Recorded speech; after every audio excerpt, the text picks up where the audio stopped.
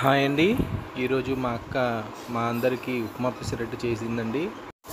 చాలా బాగుందండి ఉప్మా పెసరట్టు. అగోండి ఉప్మా పెసరట్టు వేస్తుందండి మా అక్క. పెసరట్టు వేసాక అందులో ఉప్మా వేసుకుంటారండి.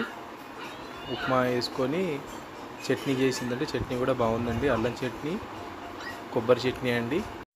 మా పిల్లలకు కూడా ఉప్మా పెసరట్టు అంటే చాలా ఇష్టం అండి.